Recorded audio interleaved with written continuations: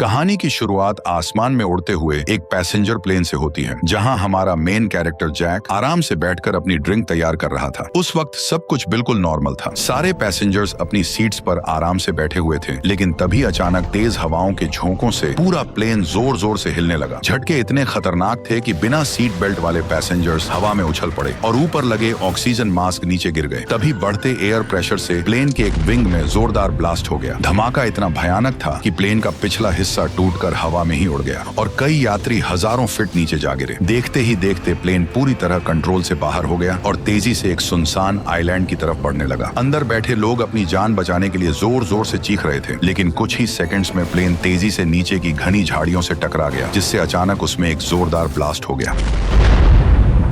जब जैक की आंखें खुली तब उसने खुद को एक घने जंगल में पाया। घबराकर वह तुरंत बाहर की तरफ भागा। तभी उसे एहसास हुआ कि वह एक सुनसान टापू पर फंसा हुआ है। इसी दौरान उसे दूर से इंसानों की दर्दनाक चीखें सुनाई दी। जैक बिना देर किए आवाज की तरफ दौड़ पड़ा। वहां का मंजर पूरी तरह तबाही में बदल चुका था। हर तरफ घायल लोग पड़े थे और चीख पुकार मची हुई थी। जैक उस विमान में मौजूद इकलौता डॉक्टर था, इसलिए वह तुरंत लोगों की जान बचाने में जुट गया। लेकिन तभी एक डरावनी आवाज ने उसका ध्यान अपनी तरफ खींच लिया। उसने देखा कि विमान का टूटा हुआ पंखा कभी भी नीचे फंसी एक प्रेग्नेंट लड़की के ऊपर गिर सकता है। जैसे ही जैक ने खतरा देखा, वह तुरंत उसकी तरफ दौड़ पड़ा और पंखे के गिरने से पहले उसे बचा लिया। लेकिन अगले ही पल पंखा जमीन से जा टकराया और एक भयानक विस्फोट हो गया।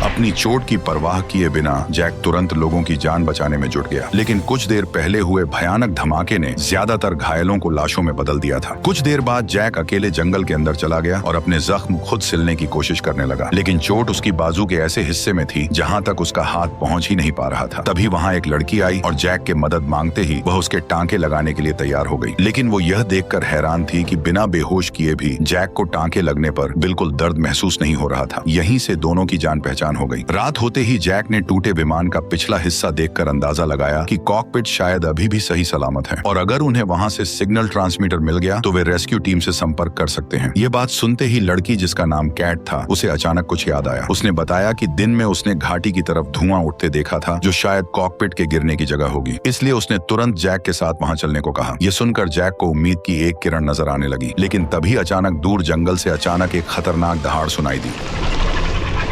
वहां मौजूद सभी लोग तुरंत आवाज की तरफ देखने लगे। तभी दूर खड़े पेड़ एक एक करके टूटने लगे, जिससे साफ पता चल गया कि जंगल के अंदर कोई विशाल राक्षस तेजी से उनकी तरफ बढ़ रहा है। हालांकि गनीमत रही कि राक्षस सामने नहीं आया और माहौल फिर से शांत हो गया। सुबह होते ही सभी लोग इकट्ठा होकर रात वाले जीव के बारे में बात करने लगे। किसी को लगा कि वह कोई डायनासोर था, तो कुछ उसे विशाल राक्षस मान रहे थे। डर अब हर किसी के चेहरे पर साफ दिखाई देने लगा था। जैक भी अंदर से बुरी तरह डरा हुआ था, लेकिन वह अच्छी तरह जानता था कि अगर उन्हें यहाँ से जिंदा निकलना है तो हर हाल में कॉकपिट तक पहुंचना पड़ेगा। इसीलिए वह चार्ली और कैट को साथ लेकर उस खतरनाक जंगल के अंदर निकल पड़ा। लेकिन कुछ ही देर बाद अचानक आसमान से तेज बारिश होने लगी, जिससे कॉकपिट को ढूंढना मुश्किल हो गया। उधर विमान के अंदर छिपे लोगों ने भी महसूस किया कि वो रहस्यमयी जीव एक बार फिर से जाग चुका है। लेकिन जंगल में मौजूद तीनों को इस बारे में कुछ पता नहीं था। काफी देर तक भटकने के बाद आखिरकार उन्हें विमान का अगला हिस्सा दिखाई दिया। अंदर जाकर देखा तो फर्स्ट क्लास में बैठे सभी लोग मारे जा चुके थे। इसके बाद जैक धीरे धीरे कॉकपिट की तरफ बढ़ा और लोहे का टुकड़ा उठाकर दरवाजे का लॉक तोड़ने की कोशिश करने लगा। लेकिन अगले ही पल दरअसल जो कॉकपिट से बाहर निकला था वो सिर्फ एक लाश थी। कुछ देर बाद जब माहौल थोड़ा शांत हुआ तब जैक कॉकपिट के अंदर घुस गया और सिग्नल डिवाइस ढूंढने लगा। लेकिन तभी अचानक पायलट जाग गया। गौर से देखने पर जैक को समझ आया कि पायलट अभी भी जिंदा है। अच्छी बात यह थी कि उसे सिर्फ सिर में चोट लगी थी। तभी पायलट ने विमान हादसे की असली वजह बताई। उसने कहा कि जब उनका विमान इस रहस्यमयी समुद्री इलाके में पहुंचा था तभी सारे सिग्नल अचानक गायब हो गए थे। खतरे को समझते हुए वह तुरंत विमान वापस मोड़ना चाहता था, लेकिन तभी एक रहस्यमयी हवा ने पूरे विमान को अपनी चपेट में ले लिया। कुछ ही सेकंड में विमान हवा में ही टूटकर बिखरने लगा और उसके बाद वह बेहोश हो गया। पायलट के अंदाजे के मुताबिक वे लोग फिलहाल जमीन से हजारों किलोमीटर दूर किसी अनजान जगह पर फंसे हुए थे। तभी अचानक पायलट को याद आया कि विमान में एक बैकअप वायरलेस सिस्टम भी मौजूद है, लेकिन ढूंढने पर उन्हें पता चला कि सिग्नल डिवाइस पहले ही खराब हो चुका है। ये सुनते ही जैक और कैट की जिंदा बच निकलने की आखिरी उम्मीद भी धीरे धीरे टूटने लगी। अब उनके पास कैंप वापस लौटने के अलावा कोई रास्ता नहीं बचा था। लेकिन तभी बाहर से अचानक एक अजीब अजीब डरावनी आवाज सुनाई दी और पूरा विमान जोर जोर से हिलने लगा, जिससे वहां मौजूद सभी लोग डर गए और तुरंत खिड़कियों की तरफ देखने लगे। तभी विमान के बाहर एक विशाल परछाई गुजरती दिखाई दी। उसके कदमों की आवाज से पूरा जहाज कांपने लगा। पायलट बाहर देखने के लिए जैसे ही शीशे के पास पहुंचा, उसी पल कोई खतरनाक चीज उसे पकड़कर बाहर घसीट ले गई। ये देखकर कैट जोर से चीख पड़ी। जैक उसकी मदद कर पाता उससे पहले ही उस रहस्यमयी जीव ने पायलट को खून से लथपथ कर दिया। पायलट की मौत के बाद माहौल और भी डरावना हो गया, लेकिन इससे पहले कि वे कुछ समझ पाते, विमान एक बार फिर जोर जोर से हिलने लगा और अचानक वो पेड़ से टूटकर नीचे गिर पड़ा, जिससे तीनों इधर उधर जा गिरे। जैक ने बिना समय गवाए तुरंत सिग्नल डिवाइस उठाई और जंगल की तरफ भागने लगा। पीछे से आती दहाड़ें उनके डर को और ज्यादा बढ़ा रही थी। हालांकि अच्छी बात यह रही कि वह रहस्यमयी जीव उनके पीछे नहीं आया, जिससे तीनों ने राहत की सांस ली और वापस कैंप की तरफ लौटने लगे। लेकिन कैंप पहुंचते ही उन्होंने देखा कि वहां दो लोग आपस में लड़ रहे थे। जैक और माइकल तुरंत बीच में पहुंचे और दोनों को अलग करने लगे। पूछताछ करने पर पता चला कि जेम्स को शक था कि पूरे विमान हादसे के पीछे कर्ली का हाथ है, क्योंकि जिस हिस्से में कर्ली बैठा था वहां मौजूद बाकी सभी लोग मर चुके थे और सिर्फ वही जिंदा बचा था। ये सुनते ही कर्ली गुस्से से भड़क उठा और माहौल फिर से लड़ाई जैसा हो गया। लेकिन तभी केट जोर से चिल्लाई और दोनों को किसी तरह शांत कराया। इसके बाद उसने सबको बताया कि उन्हें सिग्नल डिवाइस मिल चुका है, लेकिन वह पूरी तरह खराब हालत में है। अगर उन्हें यहाँ से मदद बुलानी है तो पहले उस डिवाइस को ठीक करना बेहद जरूरी है। ये सुनते ही वहाँ मौजूद सभी लोग एक दूसरे का चेहरा देखने लगे, क्योंकि किसी को भी ऐसी मशीन ठीक करनी नहीं आती थी। आखिर में कर्ली आगे आया और बोला कि वह इसे ठीक कर सकता है, लेकिन उम्मीद के मुताबिक जेम्स फिर से उस पर भड़क उठा। ये देखकर जैक अब और सहन नहीं कर सका और उसने गुस्से में जेम्स को चुप रहने की चेतावनी दे दी। क्योंकि जैक वाकई गुस्से में था, इसलिए जेम्स बिना कुछ बोले शांत हो गया। इसके बाद हंगामा खत्म हुआ और एक अच्छी खबर सामने आई। दरअसल कर्ली पहले सेना में कम्युनिकेशन ऑफिसर रह चुका था और यह सिग्नल डिवाइस भी मिलिट्री विमान की थी, इसलिए उसे ठीक करना उसके लिए ज्यादा मुश्किल नहीं था। वह तुरंत काम में जुट गया और कुछ ही देर बाद उसने सिग्नल डिवाइस को दोबारा चालू कर दिया। लेकिन परेशानी यह थी कि बैटरी बहुत कम बची थी। अगर उन्हें मदद के लिए सिग्नल भेजना था तो डिवाइस को किसी ऊंची जगह पर ले जाना जरूरी था। लेकिन जब केट ने पूछा कि आखिर कितनी ऊंचाई चाहिए, तब कर्ली ने जंगल के बीच मौजूद एक विशाल चट्टान की तरफ इशारा किया। ये देखकर केट का चेहरा उतर गया, क्योंकि वो अभी अभी मौत के मुंह से बचकर निकली थी और अब वो फिर से जान जोखिम में डालना नहीं चाहती थी। लेकिन उनके पास दूसरा कोई रास्ता नहीं था, इसलिए कैट बिना जैक को बताए बाकी 4 लोगों के साथ उस खतरनाक जंगल के अंदर निकल पड़ी। लेकिन रास्ते में अचानक जेम्स भी उनके पीछे आ गया। उसने जानबूझकर कैट को धक्का मारा और अकेले आगे निकल गया। उसकी घटिया हरकतें देखकर अब केट भी उससे चिढ़ने लगी थी, लेकिन उसे जरा भी अंदाजा नहीं था कि आगे चलकर यही इंसान उनकी जान बचाने वाला था। काफी मुश्किल पहाड़ी रास्ता पार करने के बाद वे लोग घने जंगल तक पहुंच गए, जहां जेम्स अब भी लगातार कर्ली को प्लेन क्रैश के लिए ताने मार रहा था। उसकी बातें सुन सुनकर आखिरकार कर्ली का गुस्सा फूट पड़ा। वह पलटकर जवाब देने ही वाला था कि तभी पीछे से अचानक कोई अजीब सी आवाज सुनाई दी। आवाज इतनी डरावनी थी कि सभी लोग तुरंत घबराकर सामने की झाड़ियों की तरफ देखने लगे। झाड़ियों के अंदर कोई खतरनाक चीज तेजी से उनकी तरफ बढ़ रही थी। ये देखते ही सभी लोग डर से कांप उठे और तुरंत अपनी जान बचाने के लिए भागने लगे। लेकिन सबसे हैरानी की बात यह थी कि जेम्स अपनी जगह पर बिल्कुल शांत खड़ा रहा। उसके चेहरे पर जरा सा भी डर नहीं था। जब बाकी लोग काफी दूर निकल गए, तब उसने अपनी पिस्टल निकाली और सामने की तरफ गोलियां चला दी। लेकिन वह जीव भी किसी मॉन्स्टर से कम नहीं था। इतनी गोलियां लगने के बाद भी उस पर कोई असर नहीं हुआ। तभी किस्मत से जेम्स की एक गोली सीधे उस चीज के कमजोर हिस्से पर जा लगी।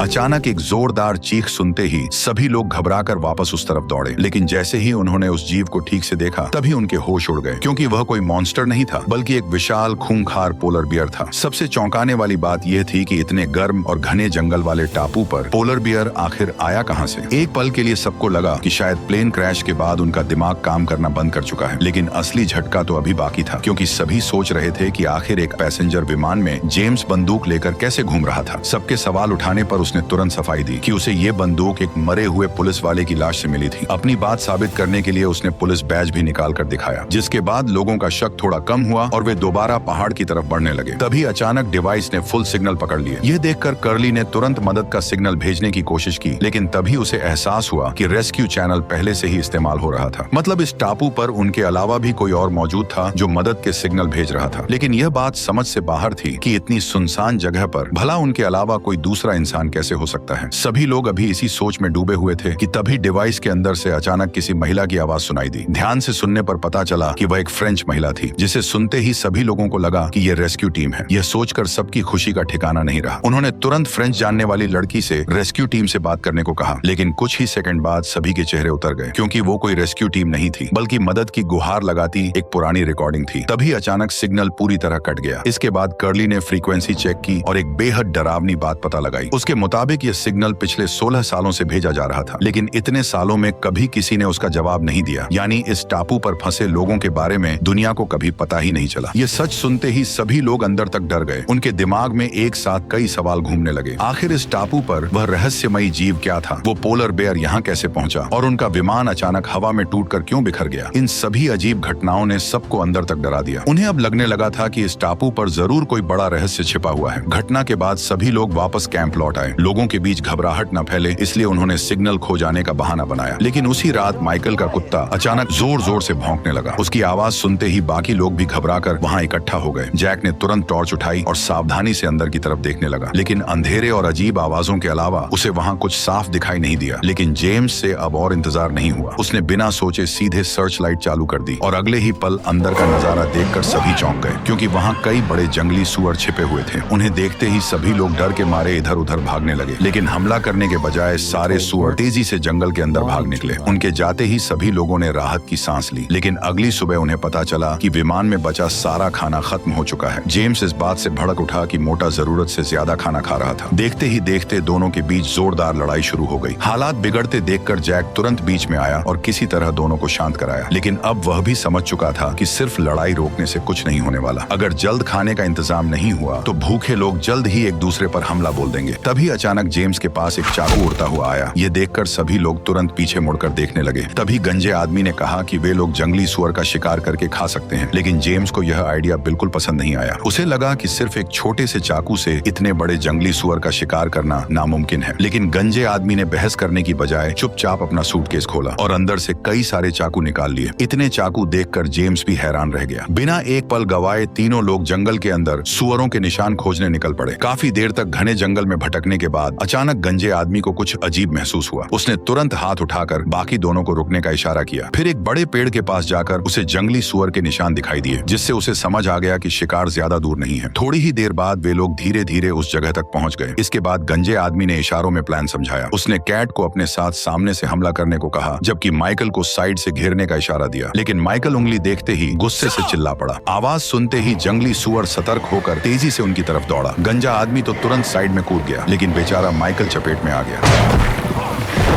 हालांकि अच्छी बात यह रही कि जंगली सुअर ने उस पर दोबारा हमला नहीं किया और माइकल को सिर्फ हल्की सी चोट आई। उधर गंजा आदमी भी बुरी तरह डर चुका था। कुछ देर आराम के बाद कैट ने उन्हें कैंप लौटने को कहा, लेकिन गंजा इस मौके को हाथ से जाने नहीं देना चाहता था। उसने दोनों से वापस लौटने को कहा, जबकि वह अकेले जंगली सुअर का पीछा करने निकल पड़ा। आखिरकार कैट मजबूरी में माइकल को लेकर वापस लौटने लगी, लेकिन चलते चलते वह अचानक रुक गई और बिना कुछ बोले सीधे अपनी पैंट खोलने लगी। जंगल के बीच एक लड़की को ऐसा करते देखकर माइकल पूरी तरह कंफ्यूज हो गया। उसे समझ ही नहीं आया कि कैट करने क्या वाली है, लेकिन अगले ही पल कैट तेजी से पेड़ पर चढ़ गई। दरअसल वह ऊपर जाकर सिग्नल चेक करना चाहती थी। बेचारा माइकल नीचे बैठकर चुपचाप उसे देखता रहा। जब कैट डिवाइस को ऊपर बांध रही थी, तभी अचानक जंगल से एक खतरनाक दहाड़ सुनाई दी। आवाज इतनी डरावनी थी कि वह बुरी तरह घबरा गई और उसके हाथ से सामान नीचे गिर गया। तभी पेड़ के ऊपर से उसकी नजर उसी खतरनाक राक्षस पर पड़ी जो इसी इलाके में घूम रहा था। उधर इस बात से बेखबर गंजा आदमी अभी भी जंगल में शिकार ढूंढने में लगा हुआ था। तभी सामने झाड़ियों के अंदर से जंगली सुअर की आवाज सुनाई दी। गंजा आदमी तुरंत उस आवाज की तरफ दौड़ पड़ा, लेकिन अगले ही पल सुअर की आवाज अचानक एक दर्दनाक चीख में बदल गई। इसके तुरंत बाद आसपास के पेड़ जोर जोर से हिलने लगे और जंगल में किसी खतरनाक जीव की डरावनी दहाड़ गूंजने लगी। ये सब देखकर गंजे आदमी के होश उड़ गए। वह इतना डर चुका था कि भागना तक भूल गया। तभी अचानक वही विशाल राक्षस ठीक उसके सामने आ गया।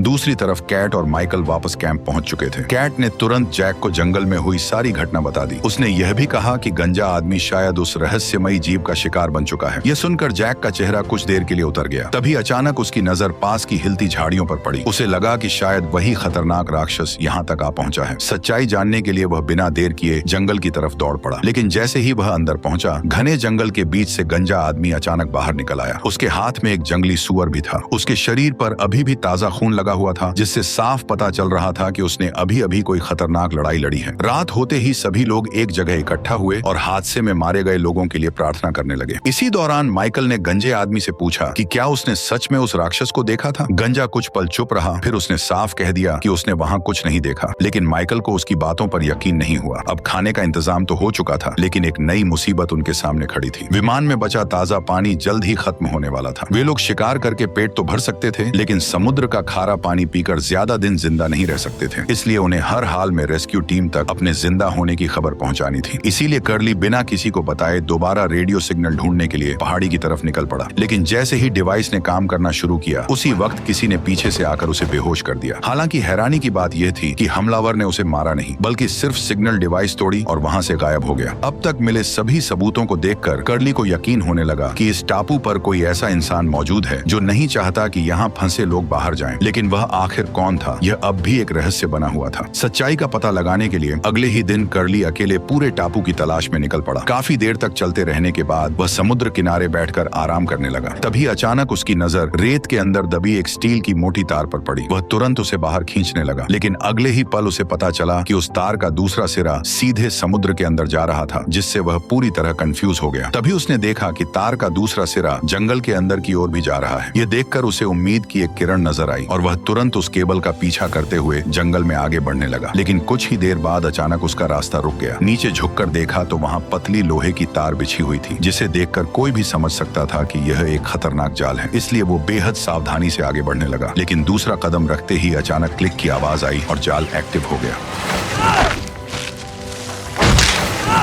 अचानक एक नुकीली शाखा उसकी जांग को चीरते हुए आर पार निकल गई। भयानक दर्द से कर्ली हवा में झटपटाते हुए जोर जोर से चीखने लगा। कुछ पल तक वह दर्द से तड़पता रहा, लेकिन फिर उसने किसी तरह खुद को संभाला और पूरी ताकत लगाकर उस नुकीली शाखा को अपनी टांग से बाहर खींचकर निकाल दिया। लेकिन तेज दर्द और खून बहने की वजह से वह तुरंत बेहोश हो गया। देखते ही देखते रात हो गई। कुछ समय बाद कर्ली की आंखें धीरे धीरे खुली, लेकिन इससे पहले कि वह मदद के लिए आवाज लगाता, अचानक एक रहस्यमयी आदमी वहाँ पहुँच गया और उसने रस्सी काट दी। अगले ही पल कर्ली सिर के बल जमीन पर आ गिरा, जिससे उसका सर बुरी तरह चकरा गया। उसे बस इतना दिखाई दिया कि कोई आदमी उसकी तरफ बढ़ रहा है। इसके तुरंत बाद वह दोबारा बेहोश हो गया। अगली सुबह जब वो होश में आया, तभी अचानक आसमान काला पड़ गया और उसे समझ आ गया कि कैंप में जरूर कुछ बहुत बुरा होने वाला है। इसलिए वह अपनी घायल टांग की परवाह किए बिना तेजी से कैंप की तरफ भागने लगा। लेकिन उसके पहुंचने से पहले ही वहाँ खौफनाक घटना शुरू हो चुकी थी। अचानक कैंप में मौजूद एक प्रेग्नेंट लड़की नींद से जाग गई, लेकिन जब उसने अपने पेट की तरफ देखा तो उसके होश उड़ गए, क्योंकि उसका बच्चा गायब था। तभी उसे कहीं से बच्चे के रोने की आवाज सुनाई दी। आवाज का पीछा करते हुए वह गंजे आदमी तक पहुंची, जिसकी एक आंख काली थी और वह अजीब भविष्यवाणियां कर रहा था। उसका डरावना चेहरा देखकर भी लड़की नहीं रुकी और सीधे आगे बढ़ती रही। कुछ ही देर बाद वह एक बेबी कार्ट के पास पहुंच गई, जहां सफेद कपड़े के अंदर से लगातार बच्चे के रोने की आवाज आ रही थी। सच जानने के लिए उसने हिम्मत करके कपड़ा हटाया, लेकिन अंदर बच्चे की जगह सिर्फ मांस के टुकड़े पड़े थे। ये खौफनाक नजारा देखते ही वो जोर से चीख पड़ी।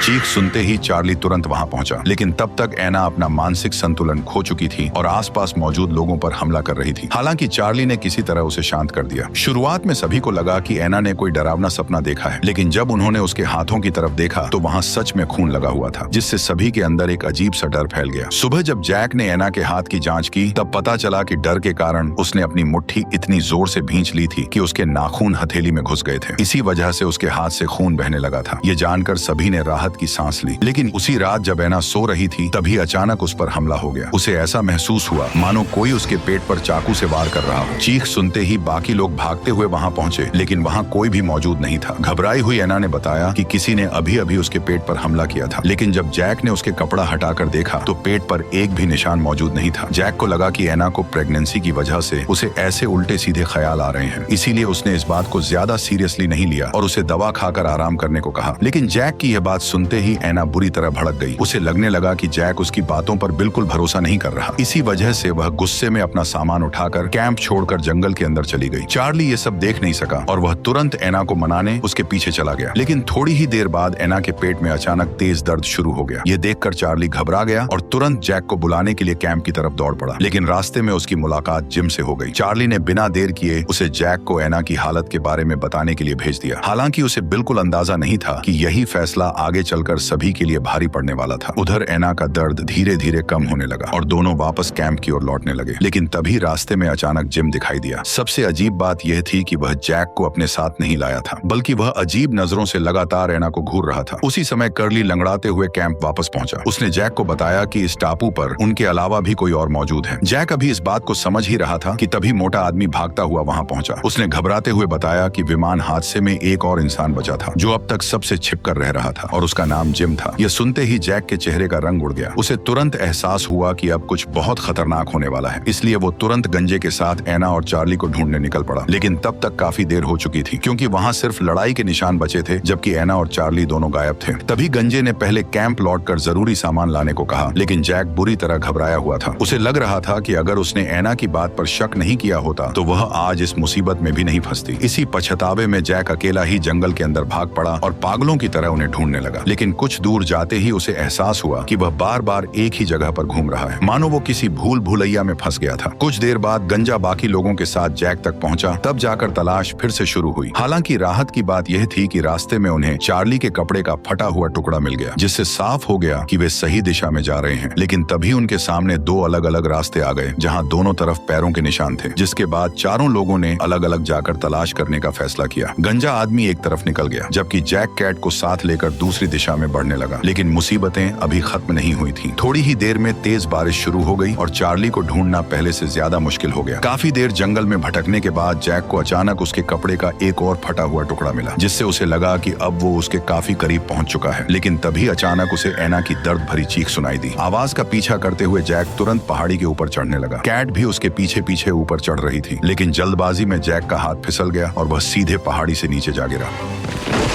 काफी मुश्किल से जब वह पलटकर उठने लगा, तभी उसने देखा कि जिम ठीक उसके सामने खड़ा था। उसने बिना कुछ बोले जैक को जोरदार लात मारी और उसे चेतावनी दी कि अगर उसने पीछा नहीं छोड़ा तो वह चार्ली को मार डालेगा। लेकिन जैक ने उसकी बात सुनने के बजाय उसे पैर पकड़कर दूर फेंक दिया। इसके तुरंत बाद वह गुस्से में उसकी तरफ हमला करने दौड़ा, लेकिन जिम ने आराम से उसका मुक्का बचा लिया और पलटकर कई ताबड़तोड़ घूंसे मार दिए। कुछ ही पलों में जैक जमीन पर जा गिरा। हालांकि उसने हार नहीं मानी और दोबारा हमला करने की कोशिश करने लगा, लेकिन उसका वार फिर खाली चला गया। तभी जिम ने एक और जबरदस्त हमला किया और आखिर में जोरदार लात मारकर उसे बेहोश कर दिया। कुछ मिनट बाद कैट को बेहोश जैक मिल गया, लेकिन होश में आते ही जैक फिर से आगे बढ़ने की जिद करने लगा। कैली ने उसे समझाया कि बारिश की वजह से सारे निशान मिट चुके हैं और अब उन्हें ढूंढ पाना लगभग नामुमकिन है। लेकिन जैक ने उसकी एक नहीं सुनी और अकेले ही आगे बढ़ने लगा। मजबूर होकर कैट को भी उसके पीछे जाना पड़ा। काफी देर तक जंगल में भटकने के बाद दोनों की नजर एक विशाल पेड़ पर पड़ी, जहाँ चार्ली हवा में लटका हुआ था। ये देखकर जैक तेजी से उसकी तरफ भागा और बिना एक पल गवाए उसे तुरंत नीचे उतार लिया। लेकिन अब बहुत देर हो चुकी थी। चार्ली की सांसें पहले ही रुक चुकी थीं। जैक ने उसे बचाने की पूरी कोशिश की, लेकिन अब उसका बचना लगभग नामुमकिन था। कैट ये सब देखकर फूट फूट कर रोने लगी, लेकिन जैक फिर भी हार मानने को तैयार नहीं था। वो लगातार चार्ली के शरीर पर मुक्के मारता रहा। वो किसी भी हालत में अपने सबसे अच्छे साथी को खोना नहीं चाहता था। जैक को इतना परेशान देखकर केली और भी जोर जोर से रोने लगी। कई कोशिशों के बाद जब कुछ नहीं हुआ, तब जैक ने आखिरी मुक्का मारा और अचानक चार्ली की सांसें लौट आईं।